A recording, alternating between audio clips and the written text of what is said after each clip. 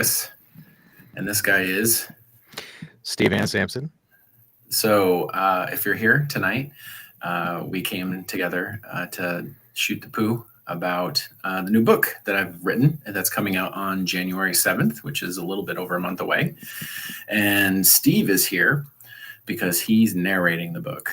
And my existing fan base is enormously audiobook.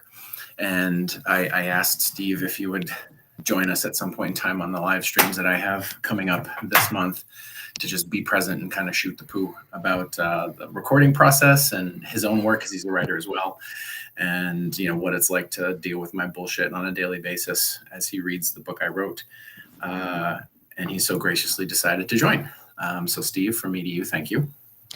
You know, anytime, Chris, you ask me to do stuff and I usually say yes. I haven't heard the phrase "shoot the poo" before tonight, but now it's like in my head. I do what I can. I try to expand vocabularies as much as possible, and blow people's minds open with my concepts and ideas and use of vulgar language. You do like to blow people's minds. I do. Very into blowing people's minds. Yes. Blowing minds, yes. Anyway, I'm going to flatter you with a story here that I don't know if I've ever told you, so this might come as a little bit of a surprise, but for everyone listening, Steve is local. I live in New Hampshire. Steve lives in Massachusetts, and I think we're only maybe an hour or so away, something like that. And I met Steve several times at local horror events. I think the first time I met you was in Portland, Maine, at the New England Speculative Writers Conference. That is correct, sir. Yes. Yeah, we sat at the same table and we shot the poo, and I thought you were a pretty cool dude. And at some point, we talked about your podcast, and I listened to several episodes of it, and then you wound up having me on as a guest at some point. And when I was on your show, I kept thinking to myself, like, man, this guy's got a great voice. Like as a host of the podcast, he's got it. He's got the charisma and all that.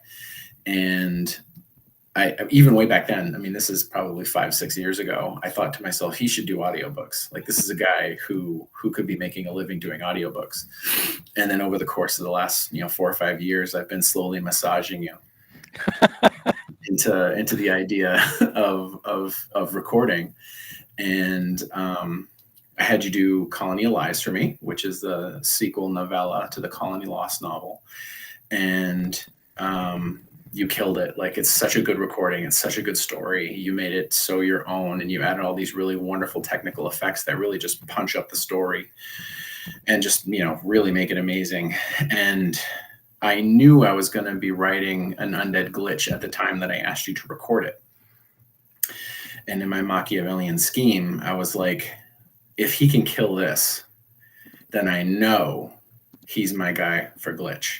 Oh, sweet. And you did. And then I had the hat trick come up in the interim, and I was like, well, I'm just going to have Steve do this. And you did it. And it's a wonderful recording, and I love that audiobook, and people really enjoy it. And then when Glitch came around, it was like, okay, like, let's see what Steve can do. And for those of you who are kind of unaware of the process, Steve has a lot of, and correct me if I'm not using the right terminology here, but you have a lot of like sound engineering experience and talent, where you're great at doing, all different kinds of voices and voice effects and special effects and, like really great value added stuff for an audiobook. And, I knew you could do that from the podcast. And then we looped in your brother, who is a guy who does chiptunes music. And right. Because the game has, the book is lit RPG, so it takes place inside a game.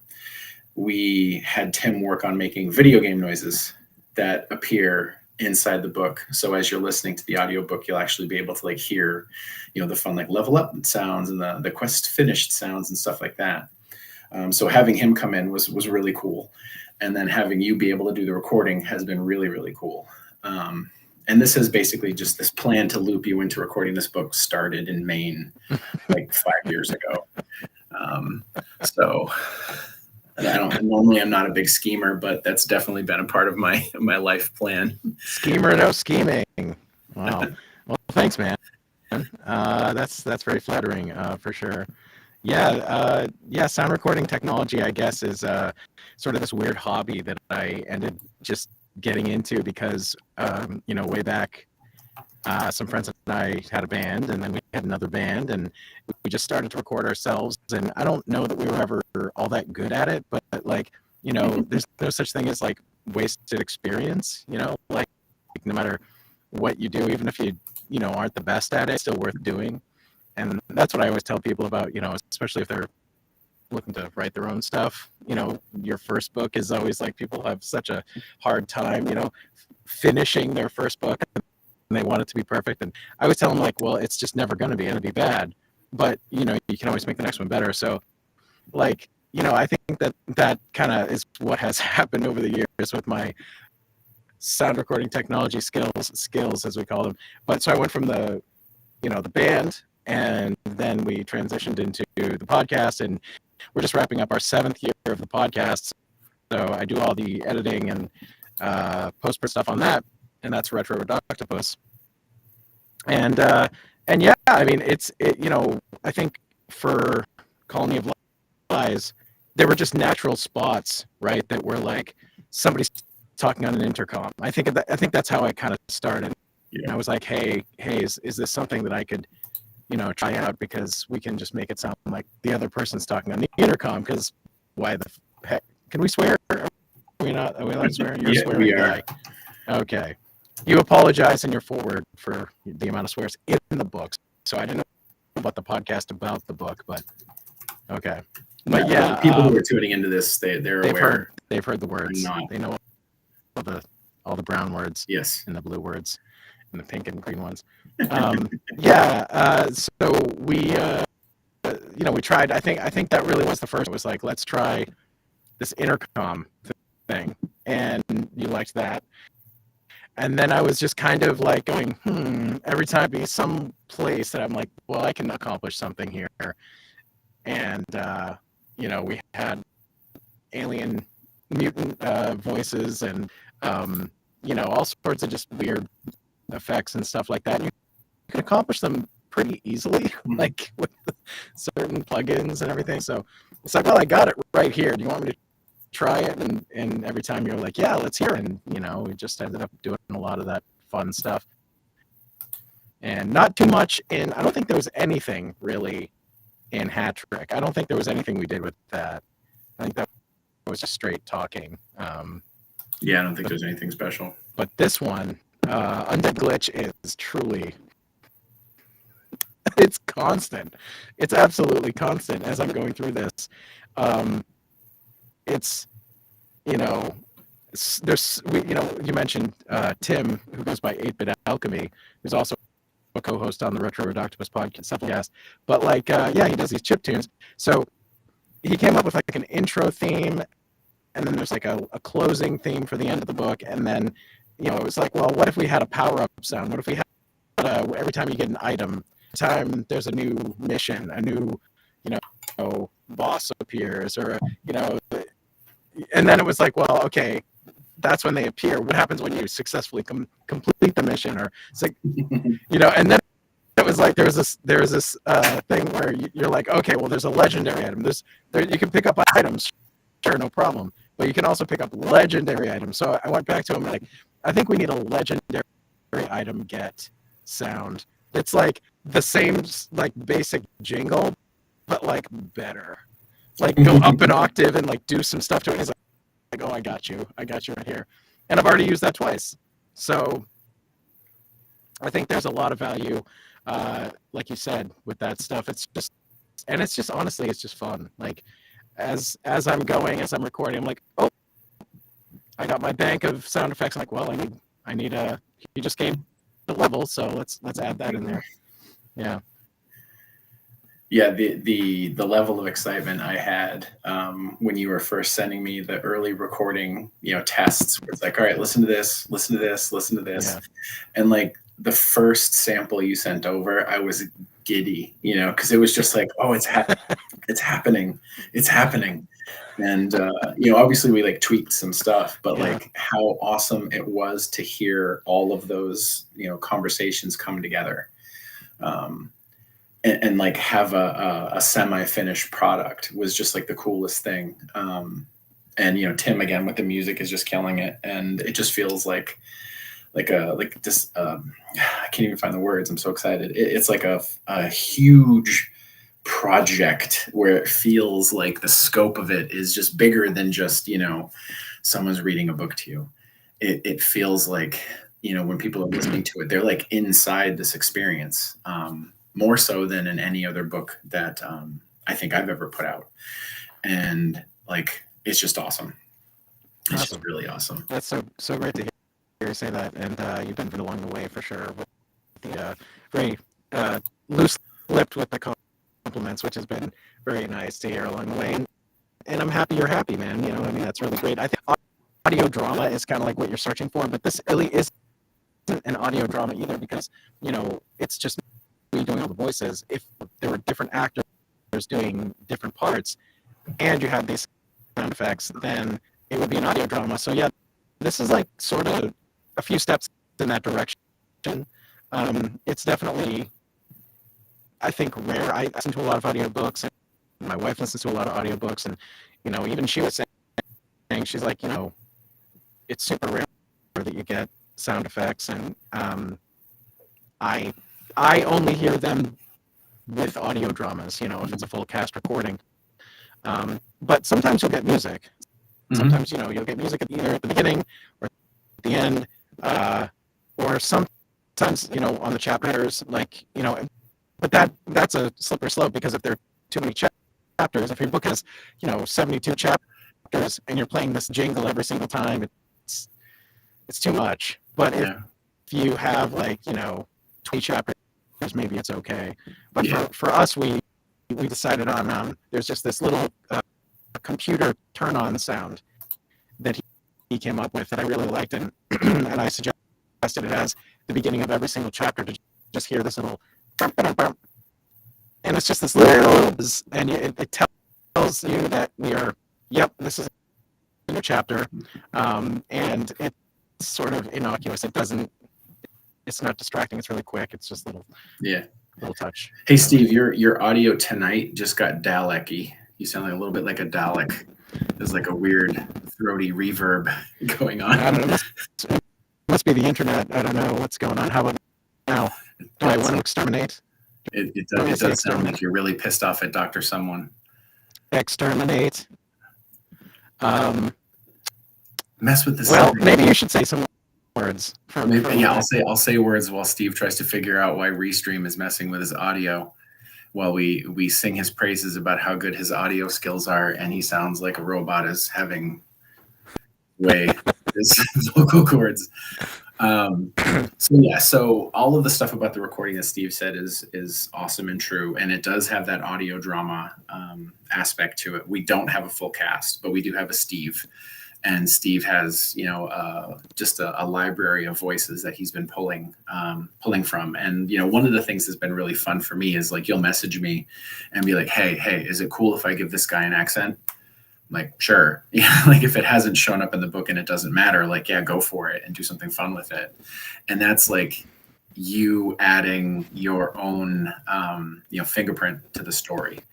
And I love that. The whole thing, rewinding more back to, you know, the kind of the concept of the book, for those of you who aren't familiar with the lit RPG genre, it's up and coming, it's getting bigger. The big one that, if people have heard of it, they're almost certainly aware of the book Dungeon Crawler Carl, which is now an 8-book series written by Matt Dinneman. And in Dungeon Crawler Carl, Carl is Earth is attacked by an alien force, and they basically just like evaporate the surface of the world and take all the resources, and they scoop up a percentage of the surviving humans into what they call a dungeon, which is like the inside of the planet. And inside this area, they create a game environment that's basically a reality TV show for the universe. and the players are dropped in and they are forced to play this game to survive. And it's just for, the entertainment of the universe while this alien race is harvesting the planet of all of its resources. And Carl is one of those guys who manages to make it into the game and not get evaporated, and he has his cat Donut with him. And the series is Carl essentially trying to survive this dungeon and survive this reality TV show by, getting classes and leveling up. And Donut winds up becoming sentient and able to talk, and Donut's an entire character to herself. But the book that people have most likely heard about with the lit RPG genre is that. And there's many, many other books in the genre. And it's just gotten bigger and bigger and bigger and bigger the last, 3-4 years. A lot of people are aware that I'm a writer. That's probably why you're here. Not as many people are aware that I used to be a game developer. I worked for WizKids Games back in the early 2000s for 3 or 4 years. As a playtester, as a game developer. I was a line manager for a while. Traveled to all the conventions, did all the, the game mastering and judging and stuff like that. And I ran the tournament area for WizKids for 2 or 3 years, running at the big shows. We had 100 tables of people playing, thousands of players at a time. So lit RPG is basically like the mixture of all the gaming that I've done and all the writing that I've done separate of that. And it's like the natural place where I probably should have been writing all along. But the idea to write a zombie story hit me first, and that's why we have Adrian and not lit RPG stuff. And with Adrian's series winding down, with the 16th book, which I'm writing as we speak, I wrote a ton today on it.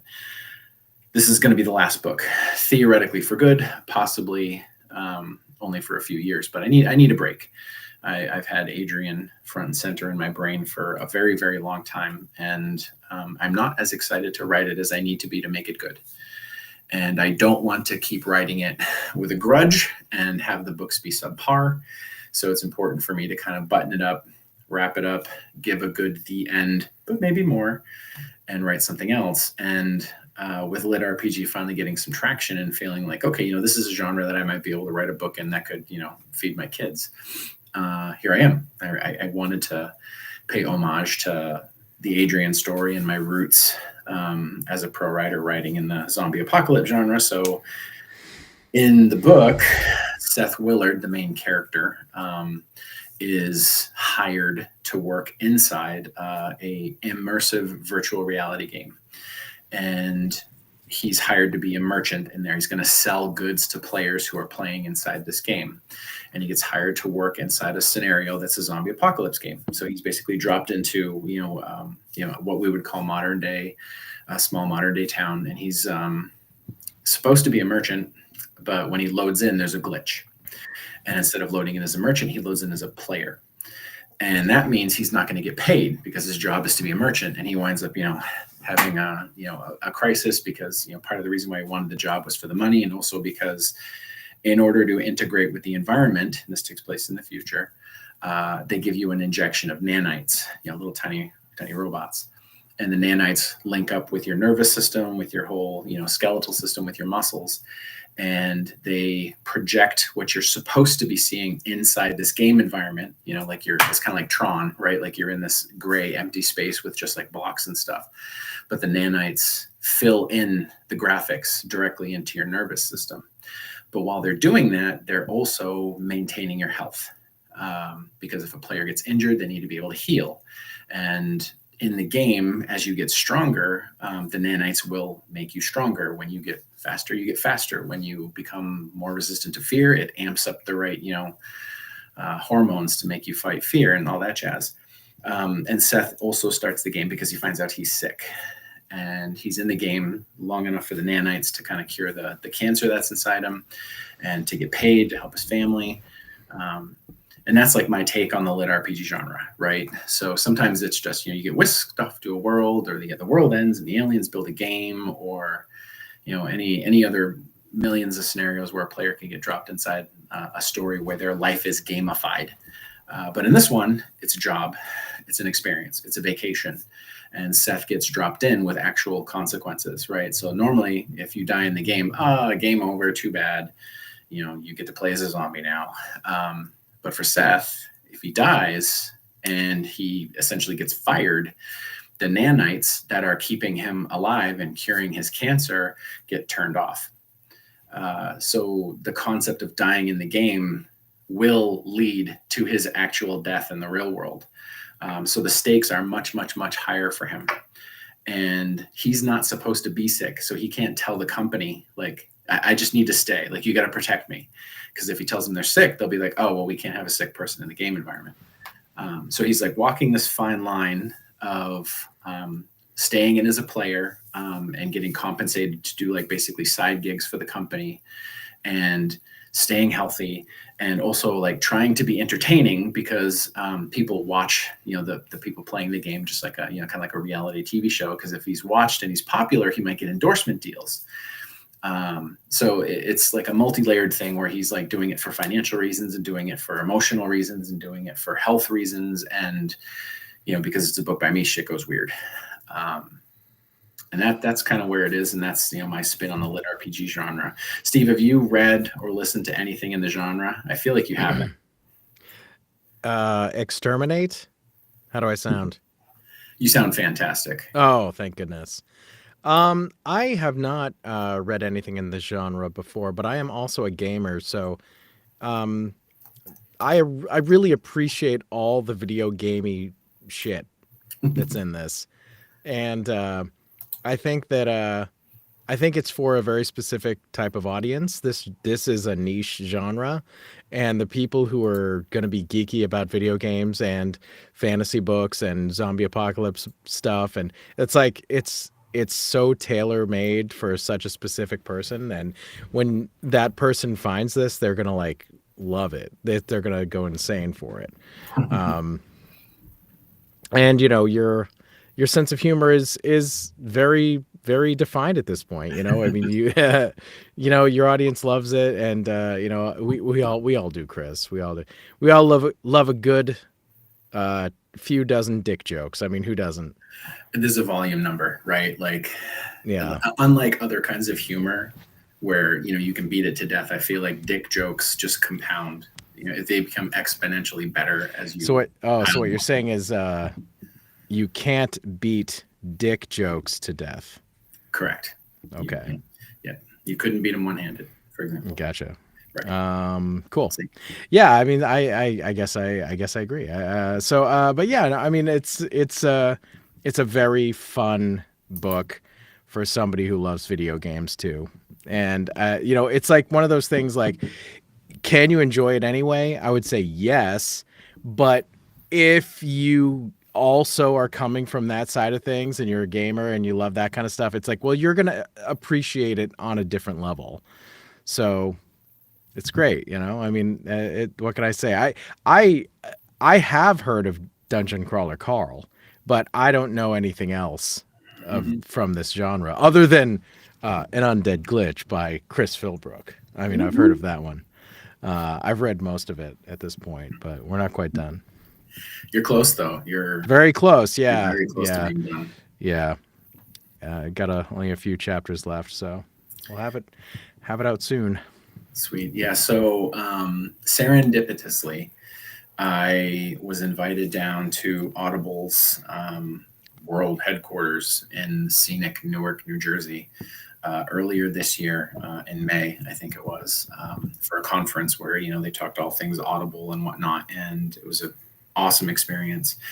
And I was working on Glitch already. I think I was, a quarter of the way done with it. And I knew that, this is the book I'm going to do next. And, I arrived in Newark and wound up going to Audible's headquarters for like a little meet and greet the first night.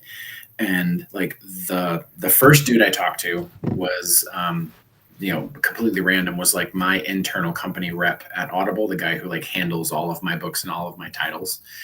And I've been working with this guy for like 10 years, right? Like 10 years. And the fact that we just like met immediately was amazing. And I'm incredibly grateful for that. But the next person I talked to, casually, just like BSing at the buffet line, was James Hunter. And James Hunter, if you're into the lit RPG genre, is one of the more substantial names. He He did the Viridian Gate online series, which is a sort of a fantasy sci-fi lit RPG series. And his new series is called Discount Dan's Backroom Bargains, which is very similar to my writing. It has a lot of the same kind of like off-kilter humor and inappropriate jokes. And it's a really fun series. If you dig my writing, you would like Discount Dan by James Hunter. And James and I wound up hanging out like the whole first night. And I was like, yeah, so I'm going to be that weird dude that's like, hey, I'm about to write a lit RPG book and you're like the guy. And he was like, nah, dude, let's talk, you know? And then the second guy I talked to that night was Michael Chatfield, who also wrote a bunch of series. He has the Yamarilia lit RPG series, and he's got the Realms series, 10 Realms, 12 Realms. And he's a huge guy in the genre. And I wound up hanging out with James and Michael, you know, for like the next 8 hours. And then the next morning, I hung out with Dakota Kraut. And Dakota Kraut is, again, one of like the top, 5 top 10 lit RPG guys. And we wound up hanging out. And like, long story short, they were incredibly supportive and so helpful and so encouraging.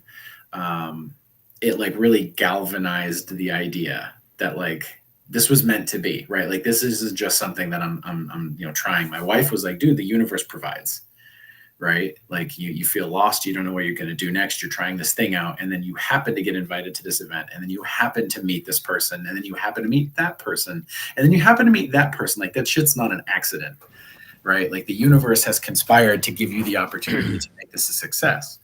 And I like can't argue with that after meeting these guys and incredibly luckily. Yeah. And they've been great. I'm still talking to most of those guys. Michael Chatfield wrote a blurb for the book already. He read it and really enjoyed it.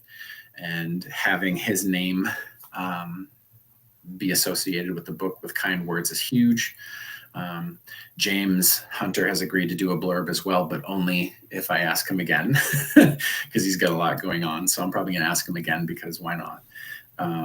But he and I had a phone call last week for like a 2-hour, just chat about like strategy and things that I can do better and things that I can do differently. And again, like he just like shows up and helps, and I am incredibly grateful that people who are established in the genre are being so supportive of someone who's like trying to get into it,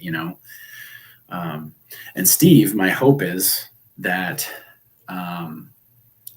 this book will be successful enough for me that I can continue to write in it, which means I will continue to have you read it. But I'm also hoping that this is a big expansion on the audio offerings that you have out in the marketplace. And I when I say that, I think that people will hear this and like be immediately like, dude, this is an amazing narrator. I mean it. Like, I'm not kidding.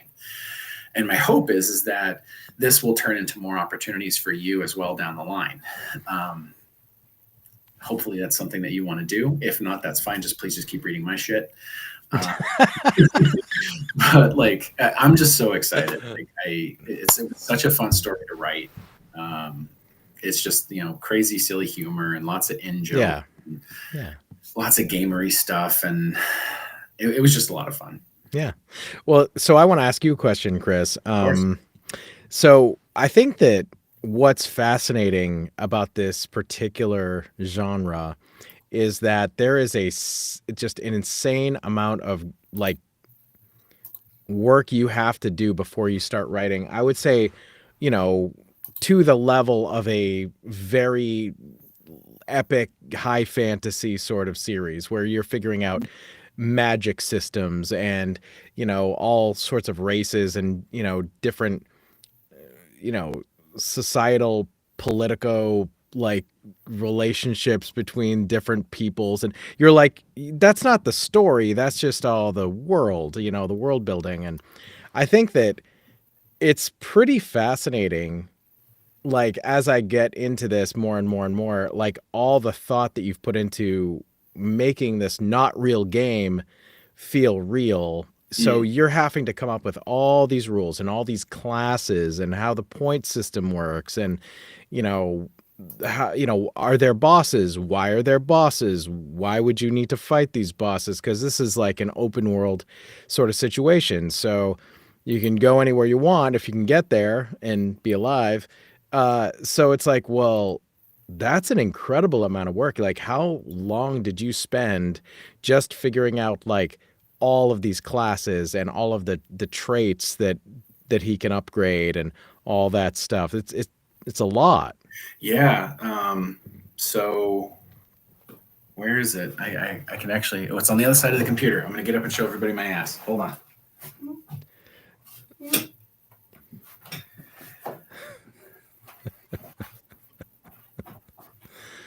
It's nice, but I've seen better. Okay.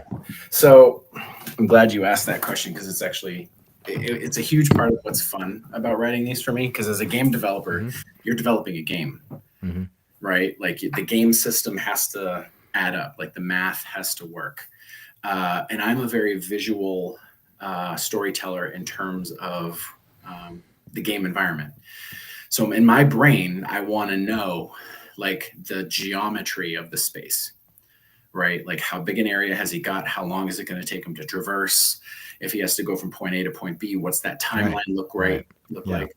So when he's completing a quest, how far does he have to go? How much time does he have to go? So, one of the first elements was how big is the game environment going to be? Right. And in the story, the phase 1 of the game, they're in a square that's 1 kilometer on a side, which sounds really big, but if you're out walking, a kilometer is like a half a mile, which is not super duper far. Big enough for a downtown area of a town, but not so big that he's going to get lost. In the wilderness or whatever. So for me, one of the things that I started with was I made the game environment. I drew a map of it. So I don't know if it'll show up on the camera, but I drew the entire game environment on graph paper. Oh yeah. But all the roads, all the streets, wow. all the buildings, all the locations for all the different quests, all the restaurants, Nice. all the different places where quests can happen, the factories, all that jazz. And then once I had the geography of it and I knew where things had to be, and if I had to space out stuff, I could stage it in a timeline and be like, all right, if I need 12 hours between this incident and this incident, I can have him travel this far, and then look on the map, where could I put him? So that was like a big part of the first phase. The second phase was, how do I design a game system that is similar enough to something that's existing and known, so that when people are reading it, they'll just kind of intrinsically get the broad strokes of it, yet also make it unique enough that I'm not just copy pasting D&D or Fallout or Final Fantasy, or any of the other big RPG video games or tabletop games that are out there. And without giving too much away, I designed the game system that appears in the book, and it's called the Unus Mundus system, which is Latin. You can look that up, what that means. And the Unus Mundus system has a story. There's a story built into the Unus Mundus system, and it is not inherently spelled out throughout the story. But if you really pay attention to all of the different, ability scores, which they call facets, and all the different skills and how they're all described and how the classes all kind of play out together, there's a story there. There's a whole story, and it's not going to make sense to a whole lot of people. There's going to be a few people out there that are like, wait a minute, is he talking about this? And if you do the legwork, yeah, I am talking about that really obscure random thing that like 5 people in the world are going to get. But those 5 people and I were friends. But I have a notebook here. This is orange is my favorite color. And I have like pages and pages and pages and pages, both sides here. See, guys, this is the deep lore. You don't get this with Hideo Kojima if he does live streams. You know, you don't And get more this. pages. And more pages. And you can see they're even color coded at points and times where every game statistic is logged, every associate. I'm still flipping, by the way. And then, it gets real dense in some spots where all of it is organized and laid out. There's like probably 30 or 40 pages of notes here. Wow. Where I basically just design all of the different classes that a person in the game can get. And then each class has abilities that they can get. And then each class has skills that they can get. And each class has a theme and a purpose, right, in the game. And the classes and skills that are the abilities and skills that are associated with that class are thematic, right? So, the resolute class, which is the tough, kind of fighter class, has stuff to support that, right? And then there's a believer class, which is like, faithful, and they're confident, and they can bolster others, and they can protect people, through their bravery, and they have abilities that support that. It's also a pretty good Aussie song. True, yeah. And then Seth, in a stroke of yet another good luck, at the very beginning of the game, he accidentally gets shafted with the Persuader class, which is wait. Was that a dick joke? I'm piling them on, man. I'm just pushing them all in, just trying to get them all in. And the Persuader class is highly social, right? It's all about, bartering and communication and charm. And it's like dead in a game where you're just fighting zombies. And he didn't want it, but again, something happens and he picks it by accident. And then he's got to figure out how to survive with a class that's bad for the environment. And how can he turn that into an asset as opposed to, a hindrance? Yeah. But I, had to develop them all. And then a big part of Glitch, which, in retrospect, I could have done this in a way simpler way, but I thought it would be really fun if different kind of class combinations led to prestige classes where, if you unlock a certain amount of classes during play, certain, combinations would combo into elite classes that gave you even more specialized and fun abilities. Yeah, I loved that. I love that. It's like you need the recipe, and not everybody knows the recipes. Only the super geeks know what to do. It's like the kids who were at the arcade playing the original Mortal Kombat, before everybody knew how to do all the finishing moves. And all the kids were the one kid who was like, "No, I can do the death moves. I can do them. Let me be Scorpion. I can do I'll show you Scorpion's real face." And the other kids are like, "What? No way! It doesn't say how to do it anywhere." And you were the coolest of all. Yeah. So I love the world building stuff, right? Yeah. As a gamer and as a storyteller, it's like the Venn diagram of things that I love. And, my wife would give me so much shit when I was working on it at the beginning, because she'd be like, "So when are you actually going to start writing the book?" And, I've been sitting, at my desk with my little notebook and my graph paper and my ruler. And I've just been doing all this prep work. And I'm like, I can't start yet. I need to have all of these ducks in a row before I can jump in. And I had the whole outline for the story, right off the bat. I had the beats, I had the big parts, and I knew where I was going to start, how it was going to end, and a bunch of the stuff in between. But in order for it to execute within the structure of this game, I needed the game. And developing that was a lot of fun. And, hopefully people dig it. It doesn't make sense to Seth, the system, when he's inside the game. Wait a minute, why does that do that? Why does that do that? And that's, again, part of the story. Because he's glitched. When he loads in, the system's not functioning correctly, right? So his experience within the game is flawed. And then once he's inside seeing how the game operates, he's like, wait a minute, how does this work? I don't understand it. And even the players who are experienced with the game are like, yeah, we don't really know how it works, but we do know that if you do these things, that happens. And that's just what people do. And Seth, for various reasons, is just fuck it. I'm going to try this because no one's ever done it. and sometimes it's great and sometimes it's not. But that's the fun of playing, games. Like on the video game side of stuff, you and I kind of came up at the same time, and we did a lot of the early console games, and in your group, Retro Redoctopus for the podcast, like the people are always dropping stuff from like the Castlevania era, SNES, and all of the original Final Fantasies that came out. And dude, I can't even tell you how many hours I sunk into those games.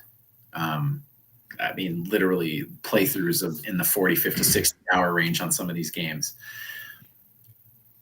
That experience, as a kid, bringing it forward into later on adult years, and then trying to make stories around it is just like little boy stuff, Yeah. And gamifying all these different things and being able to insert little in jokes about video games, and also combining it with the in jokes about the zombie genre. Where I like throw in jokes about Romero movies and other books, friends of mine have written in the genre and stuff like that. So I'm trying to get all of those people their little taste of humor. Hopefully people dig it. I'm really excited about it. Yeah, the characters in the story, even though it takes place like hundreds of years in the future, they're very much big fans of our current pop culture, which leads me to believe that, man, AI is going to take over and it's just going to be shit. So, like up until AI was the good stuff. So like Seth is still a fan of like all the shows that we're watching now and the movies. And it's really just fun because, I know as a person who's in a nostalgia celebrating podcast that I'm looking back 40 years and in some cases almost 100 years. We talk about Universal Monsters plenty, I mean, there's lots of stuff from the 30s and whatever. So, I mean, it's not a crazy thought that somebody would be a fan of Breaking Bad, a couple hundred years in the future. I mean, so it's just it kind of works, and it's also just a really great shortcut because we're fans of those things. So Right. why not have the references in there? Yeah. It's good times. Good times. Yeah, it was fun to write. And I know historically that the stuff that my readers and listeners like the most are the things that I have enjoyed writing the most. Okay, So that's from awesome. from that standpoint, the entire process has been incredibly encouraging because I Mm. liked the entire book. Sitting down to write every day was exciting. Developing all this stuff was great, and when I'm that invested in having that much of a good time, it shows up later on in the story. So hopefully that carries and continues forth. On Facebook, Anthony Castro is saying that Pong is still the best game ever. Thoughts? I can't tell a person their opinion's wrong. I mean, I'm not in that business. I am on the internet. I know it's supposed to be my business, but no. If that's Anthony's opinion, that's awesome. Anthony is the guy who I worked on the Bad Wabbit comic book with. So yeah, that's about right for him. One pixel bouncing across the screen is probably all his brain can handle. That's a gift, Anthony, to you. Tetris, hard to beat Tetris all these years later in terms of like a way to lose like 3 hours. Like, I don't know if you were one of those people, but I was definitely one of those kids who I would sit down to play Tetris for 20 minutes and then it was bedtime. I mean, Tetris is the greatest puzzle game of all time, and nothing will ever top it. Nothing will ever be able to just replicate Tetris Fever. The fact that it was launched on the Game Boy, I mean, it made everybody had it. I mean, I love the stories of like Tim Curry on the set of making the Three Musketeers.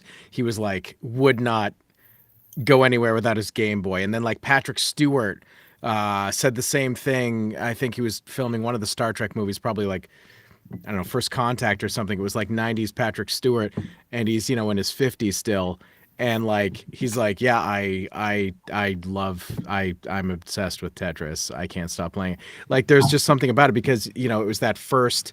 like first time. Like now we have phone games and everything that don't necessarily require a whole ton of time, but you can just like play it for 5 minutes, Right. and then that 5 minutes does turn into 3 hours pretty quickly. But yeah, no, there's nothing that can beat Tetris. Tetris is amazing, truly. What are some of your favorites?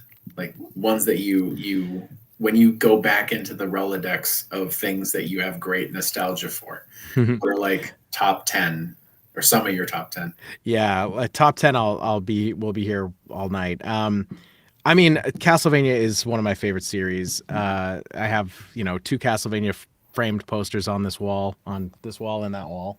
You guys can't see it, but um, and Castlevania, one for the NES. I love the original Nintendo, love the Super Nintendo and the Genesis. All the 8-bit, 16-bit era stuff was when I was a kid. So I, I definitely love Mario as well. And Mega Man. Mega Man was a big, big, big one for me. All six on the original Nintendo were just so damn awesome. Mhm. I think it's the best series that system has by so far, and it's like so funny because saying that to people who enjoyed the original Nintendo, they're probably going to be like, yeah, right, like Mario is the king, obviously. Um, how many Mario games were on the original NES? Three, One, three. three. It Okay. goes to Mario 3. Mega Man had six. No series had more than three other than Mega Man. Huh. Not on the NES. Like they would get sequels later or whatever, sure, but three was like the max number and Mega Man doubled it, I mean, Wow. so really, really just a incredible series, run and gun. But I mean, I love some modern stuff too. I've kind of last few years I've kind of slowed down, but man, did I play a lot of Red Dead Redemption 2. God Oh yeah. damn. Oh Yeah. my god. Yeah. Oh my god, just one of those for sure. I I love Resident Evil 7. Mhm. I skipped like so many entries I did not play, but I hopped on 7 because it came with the PlayStation, like virtual reality PlayStation Mhm. thing. My daughter wanted it, so we got the headset and it came with that game. So I'm like, "Oh, well, what the hell? I'll just play it." And I Right. ended up like loving it, and it was a first person game, which I'm not a huge first person shooter guy. I like seeing my character. And I'm like, "Well, this is different. It's like a puzzle survival horror." Oh my god, that game scared the absolute shit. I will tell you, okay? No movie scares me, and I mean no movie scares me. My wife and I, we are both straight, like solid freaking cold ass motherfuckers. We nothing gets to us at all. Movies do not work at all. We love horror movies. They're fun, but they don't scare us. Playing Resident Evil 7 on the freaking VR was too much for me. I had literally, I did it 2 times and I had to stop. And so I just played the rest of the game just normal. But I literally couldn't do it. I'm like, I am too old. I'm going to give myself a heart attack. I'm in my 40s, guys. Like, I get late 40s. I can't do this. What am I doing to myself? Um, and I have Village. I haven't played it yet, but I had gotten it as like a over the summer. It was like super discounted. I got to play that too. But anyway, yeah, I mean, like I'm a gamer, definitely for sure. RPGs, I've played my fair share of Final Fantasies, but not since 12. So it's been quite a while at this Yeah. point. Well, I mean, how many are there now? 88. I feel like every couple months they're churning out something and slapping that name on it. Right, 15, and then they went back to 7, and they did like the remake of 7. So I don't think there's been a proper new number since 15. Probably. But The 6, 7 era was like my Final Fantasy happy spot. yeah, Me and my buddy Joe, who was the guy who dared me to write AUD, we would do sleepovers, and he was the first person who had a system that could play it. And we just sit up in his bedroom, and he would play. and I would just watch. Yeah, yeah, And we would just sit there and like we would go through Doritos and Mountain Dew, and one of yeah. us would go down at like 2 in the morning and make a bowl of mac and cheese, and we would just play literally until the sun came up, and then It's the sleep till noon. best. And we did that every weekend for I don't even know how long. And then at some point, he beat the game, and like it was such an experience when he beat the game that he was like, "I'm done. Take my machine." And he literally gave me his Super Nintendo because he couldn't imagine buying another game. Like that was his Final Fantasy machine, and that was it. And he gave it to me, and I wound up playing it at my house for quite a while. And I think I gave it back to him. But, man, I played that game a lot. Yeah, Final Fantasy 6 is in my top 3 for sure. Yeah, it was, man, it was just like what's funny is at that age, my parents were huge into country music, and I'm sorry. yeah, and some of it was great. Like Johnny Cash, loved. Willie Nelson, loved. But my parents were into like the old, Gene Autry. It doesn't even sound like country. Yeah, Like the stuff that old, it's like, what is this? Is this folk? Right. What is this? and It's just and things change. I was trying to rebel, right, and didn't want to listen to anything even remotely like country music, and I turned to rap. And it was like either metal or rap, and everyone in my town who was a metalhead at the time I did not get along with, but the kids who were listening to hip hop were like cool, and I was like, all right, I'll do hip hop. Like I'll do that because these guys are cool, and like we can talk shit about music or whatever. And my immediate association with playing Super Nintendo was Wu-Tang Clan. And I remember, I had the 36 chambers tape, the cassette. And I had a little stereo that was on a shelf above my TV, and I would turn the TV down real, real low so I could still hear what was going on a little. But then I would put Wu-Tang in and hit play, and I listened to the RZA, the Jizza for the one side of the tape, get up, flip it, hit play, sit back down, play, get up, flip it, sit down. So now when I hear Final Fantasy music, I immediately think of Wu-Tang Clan. And if I hear Wu-Tang Clan, I immediately think of playing Final Fantasy because I did it so much as a kid, which is like, it's hysterical. Now I listen to everything. I listen to all different kinds of music. But back then it was like, no, I listen to rap. That's it. I listen to rap. I don't listen to anything else. I'm not going to tell people I actually listen to Metallica because I was, because I was just, I don't know, rebelling. I was the same way, but with metal. It was like death to all but metal. Right. So liked a lot of butt metal. More recently, from a video game standpoint, like the stuff that was hugely inspiring for me coming up with like the way Undead Glitch plays out was like Fallout 3, Fallout New Vegas, Fallout 4, that like open world looter, not necessarily first person shooter, but the way that environment plays out and like the sense of humor that the Fallout universe has was very core to a lot of the way the book kind of plays out. Resident Evil, again, huge inspiration for the way Undead Glitch plays out. One of the things that I really wanted to do, one of the reasons why I was so inspired by Resident Evil for this, and hopefully, you've read almost the entire book now, you kind of can see the writing on the wall. But with Resident Evil, with the T virus, they had the ability to mutate the zombies, right? It wasn't just shambling undead, right? It was also animals, and it was also the Nemesis Project, and it stopped being about zombies like real damn quick, right? And I knew when I was going to do this, it was going to be in a zombie apocalypse, but I also knew that I wanted to give myself the freedom to just go shit wild crazy, right? And if I want to have a really weird monster show up within the scope of this storyline, I got to do something like Resident Evil.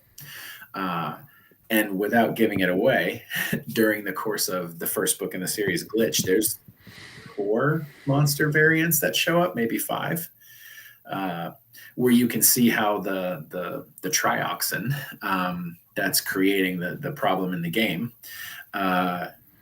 mutates based on the situation that the zombies are kind of created. So from Resident Evil, I was really inspired to take that and be able to run with it. And then down the line, I've given myself permission to like mess around with the formula, right? So if I need a different kind of zombie or a tougher zombie or a faster zombie to challenge my characters and challenge the players, the room is there for it. Which, was just like, fun little scheming stuff.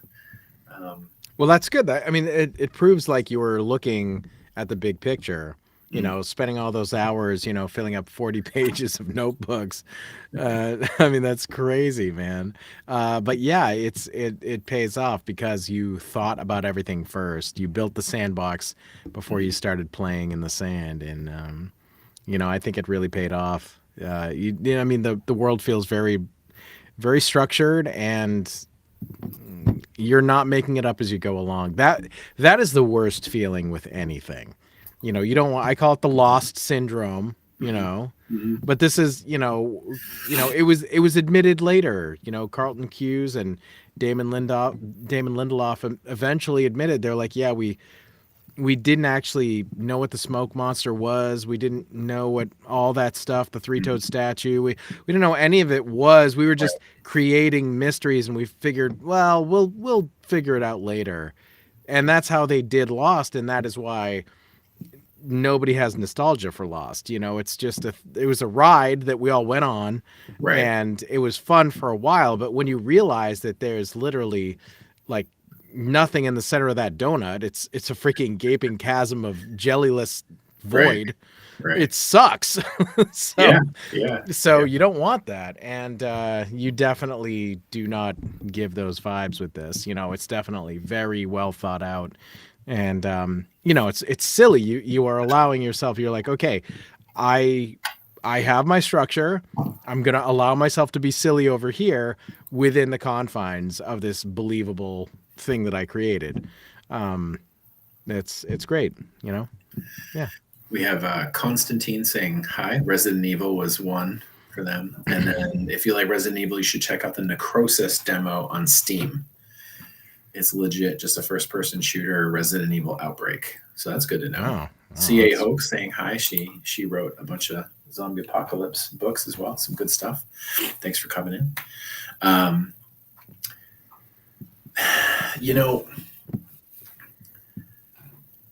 Trying to think of what else.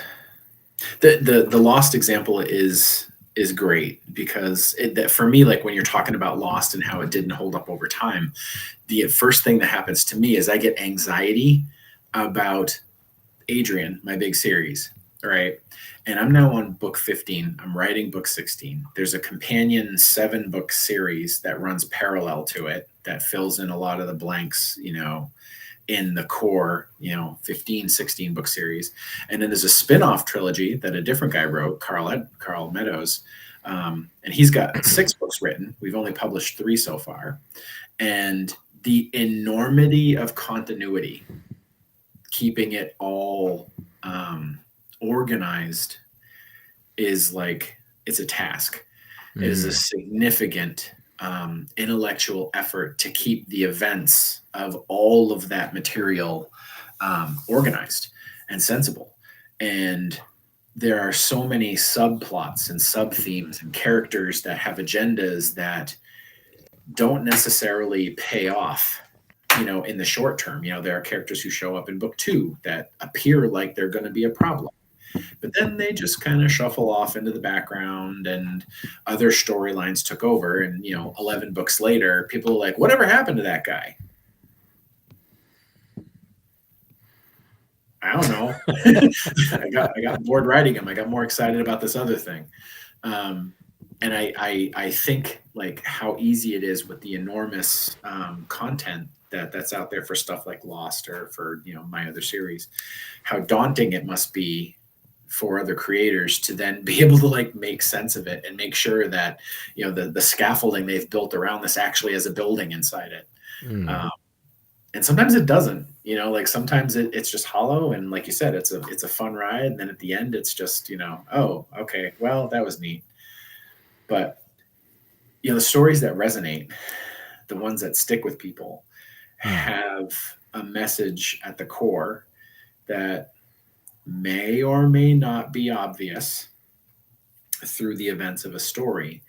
And my hope is that with everything that I write, the underlying theme and message that I have worked into the events of the story connect with people, and they take that home with them, you know, whether the story is about family or about grief or about racism or about, you know, whatever.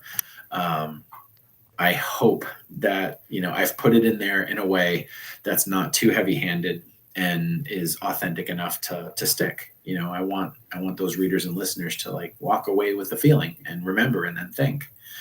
Don't know if it's always successful, but I try. You know. Speaking of writing, before I forget about it, Steve is not only a narrator, not only a host of a cool nostalgia podcast, but you've written books. Hmm. Will you tell the people who may watch this what you have written? I haven't written 30 books like you, sir, but I've written a few books. Yeah. Um, I started in 2017. I put out two books that are I call it the Predator World series. The first book is The Bone Eater King, and then that goes directly into Marrow Dust. And these are vampire apocalypse books that are set in Africa. So I'm always trying to, bring something fresh to whatever. If anything feels a little bit too familiar, I'm always finding the places I can shake it up. And, sometimes that is the setting, sometimes it's, archetypes and or even just race and gender, different things that, you don't always see with genre. And I always, I'm just always playing with that. And I have this book that you were kind enough to not only blurb but also be a part of the online live release of it as well, The Mark of the Witchworm, back in 2021. That was a while ago now. Every once in a while Facebook reminds me of that live stream we did. That was really fun. And that's my like big fantasy book that I did. And like same thing, I'm trying to interject differences in characters and stuff. So I have like a Conan the Barbarian sort of Witcher type guy, but he's a First Nations sort of a native guy, and a little bit different. And part of that is, I mean, who doesn't remember? Well, if you're of a certain age, Turok Dinosaur Hunter on the N64 was so badass and everything like that. And there's a few things that I liked along the way that I was like, oh wow, look, that's like different. Like you don't usually see characters like that. That's really cool. And so I'm all about that for sure. The most recent thing I did, I put out about a year ago. Funny enough, I've been concentrating more on narrating for some reason this past year. I don't know whose fault that is. But my last book that I put out is called The Unpleasant Mr. Sniff.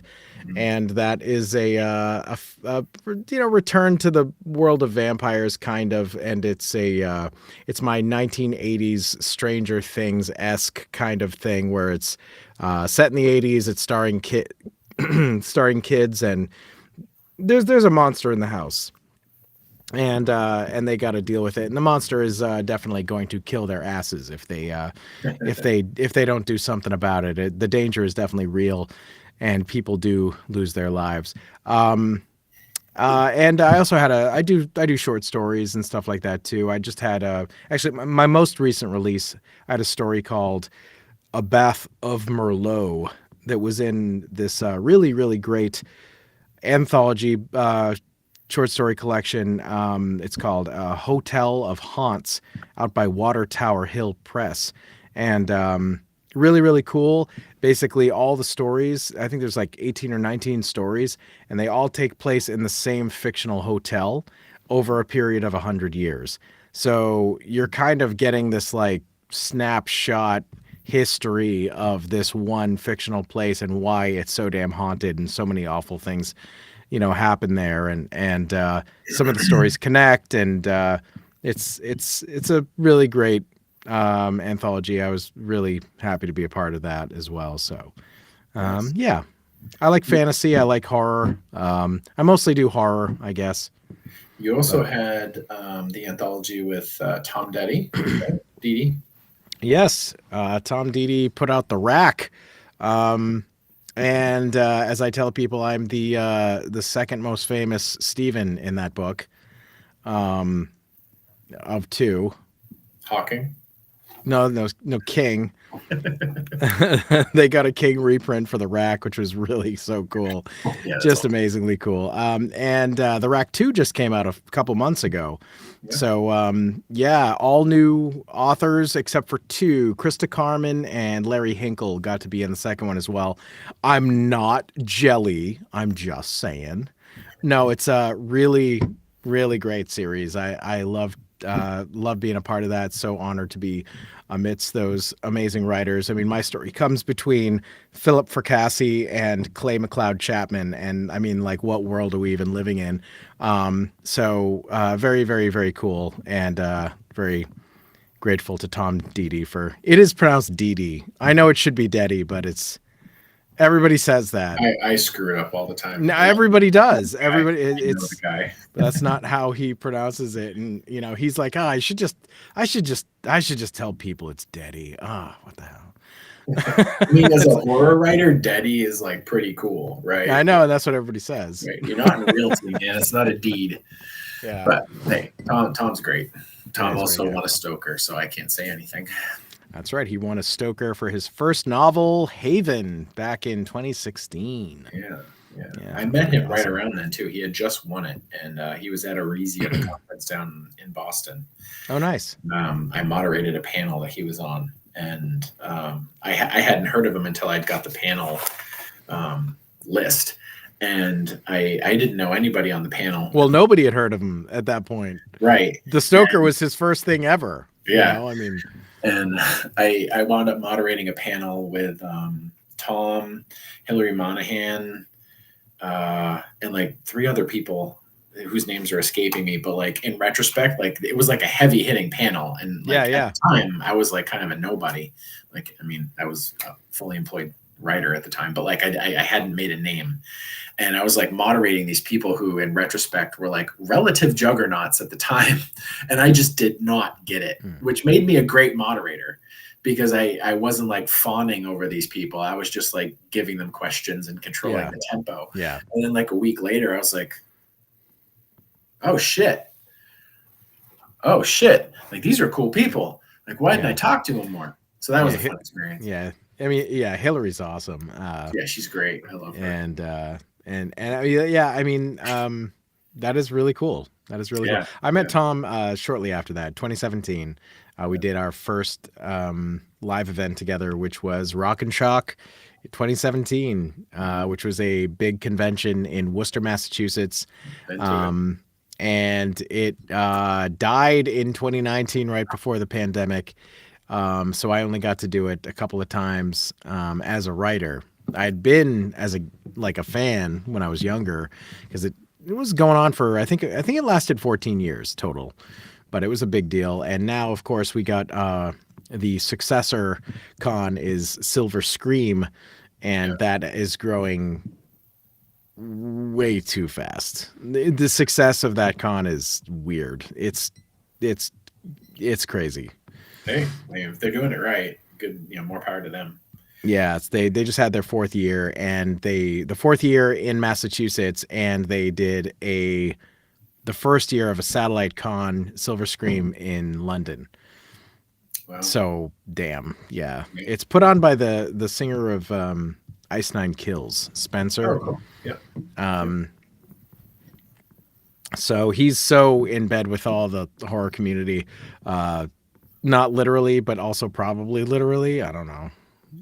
Probably. But yeah, he's, all their songs are horror related and stuff. So it's this really great mix of like, it's a fan who is doing things for the right reasons and understands what the other fans want to. So it's been pretty awesome to be a part of that the last couple of years. Rock and Shock was the show that I met. This is back in 2009. 2010 was the show that I met George Romero at. And I was, in the car, and on the radio, I heard an ad like 2 days before the show that, the show was happening and that George Romero was a guest. And I was like, I'm going to go. because I've been obsessed with zombie stuff since I was a teenager. And like I went back to my fiance at the time, and I was like, we're going, or I'm going, because he's going to be like an hour away, and I can't let this guy who I have adored for forever be at a show and not go. And she was like, okay, cool, yeah, we'll go. Like, I know it's important to you. And got tickets, and we did the whole show. Met a bunch of really cool celebrities that day, and I met Romero. And I've told the story 100 times, but I stood in line to get the guy's autograph, because that's what you had to do. He wasn't like wandering the shore, the floor. And I bought a Day of the Dead deluxe DVD from the Sign, and you could sit next to him and take your picture. And I did that, and I got a picture, and I was so fucking happy. I've posted that picture 100 times throughout the year. Yep. I then just sat there for like 10 minutes and pissed off I don't even know how many people, because I was just like, this is it. Like, it's never going to get better than this, right? And I have on my right thigh, I have a tattoo of Bub the Zombie from Day of the Dead. And it's a good tattoo. It's very nice. My buddy Greg McDonald at Underworld Tattoo did it at a tattoo convention live and was entered into the competition. And I think we got like a bronze for it. But in the show, I wore shorts that day, and I was like, hey, can I show you a tattoo on my thigh? And he was like, yeah, sure. And I just stand up and I pull up my shorts, right? Like up to my underwear. And I was basically showing, George Romero a tattoo that's like 4 inches from my hog. And he was like, oh man, that's great. And he's like, he calls his wife over to take a picture of it. And I'm like, basically, bare assing George Romero. But that. And Mrs. George Romero as well. Right. Yeah. But that encounter, that somewhat chance encounter, was a huge part of the reason why I said, I'm just going to fucking write a book. And I don't know if people are familiar with the story of how George and John Russo made Night of the Living Dead, but they were making commercials in Pittsburgh. They owned a little company that made commercials for local companies, and they said, hey, we always wanted to make a movie. And they basically begged, borrowed, and stole to put together Night of the Living Dead. And they just did it. They ran up the debt. They borrowed cars. They found a house that was getting torn down in a week, right? And I remember on the drive home from Worcester, sitting in the car, my wife drove that day, and I remember sitting in the passenger seat myself. If he just did it, why the fuck am I not doing something? Like, why not? Yeah. And that moment in the car after meeting him was like the match thrown on the pile that started me pushing towards trying to be creative, for a career. So Rock and Shock for me has like a very important part next to my heart, because were it not for Rock and Shock, I would not be here today. I would not be having this conversation with you. I would not be, holding a book that I wrote that comes out in a month, right? So Rock and Shock is amazing. I forgot to mention while we were talking about your other books, Mark of the Witchworm, you reached out to me and asked me to read and blurb for you. And I was super excited to do that because I liked you as a person, and well, I mean, I'm adorable, and we both like Moon Knight, so right. Seriously. Oh yes, I have a Moon Knight illustration right on my wall here. Girls, same. And you sent it along, and I read it, and the audiobook was baller too. And the thing that I think I said to you, and I forget the exact quote that I wrote for you, but it had such immaculate, like Conan Turok vibes to me, that like old 80s high sorcery, lived in gritty world kind of a feel to it, that I was like instantly brought to that era again. And you have like that Witcher element with like the weird monsters and like, potions for lack of a better word. And I remember reading it and being like, shit, this is really good. Like, this is a fun book. So if anyone is interested in books that are like that, I'll say it again. it's definitely worth checking out. I've recommended it. I don't even know how many times. And I know a bunch of my people have been like, yeah, I'll give it a try. And they've all liked it. Oh, awesome. Thank you, man. Yeah, I mean, if you like, Conan the Barbarian and stories that are even somewhat adjacent to it, I feel like you will Sword like and sorcery. I always tell people it's more sword and sorcery, dark fantasy rather. It's not high fantasy. There's no magic missiles. Yeah. There's no wizards or magic missiles. There's alchemists. It's axes and alchemy is what I call it. Yeah, So, and it's a great story. thanks. It really Thank you. is. Thank you. It I really really appreciate it, man. That Yeah. was that is still my longest book, so I'm very proud of it still.